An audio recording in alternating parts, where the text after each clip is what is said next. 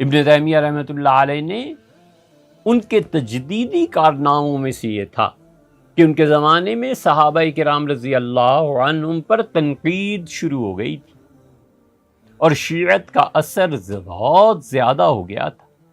اور برسر عام اور برسر منبر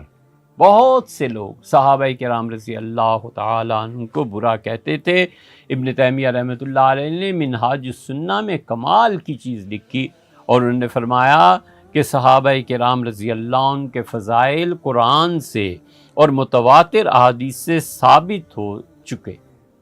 اور یہ ممکن نہیں ہے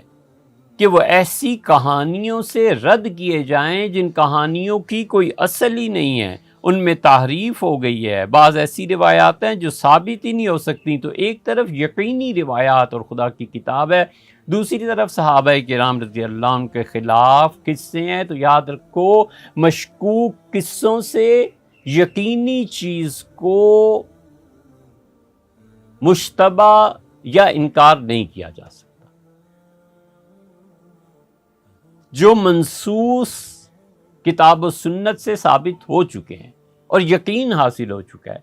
اس کو تم جعلی اور فرضی روایتوں سے باطل قرار دینا چاہتے ہو، یہ نہیں ہو سکتا۔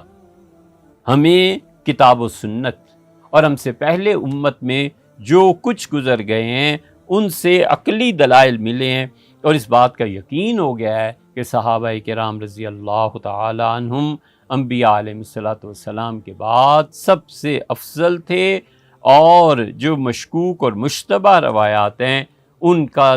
باطل ہونا یہ بھی ثابت ہو چکا ہے۔ ہم صحابہ کرام رضی اللہ تعالی عنہ کی تقلید کو اور ان پر جو فضائل کتاب و سنت میں وارد ہوئے ہیں ان سب کو مانتے ہیں، اور ہم ان کے متعلق کسی مشتبہ اور کسی باطل چیز پر ایمان لانے کو، یقین رکھنے کو تیار نہیں۔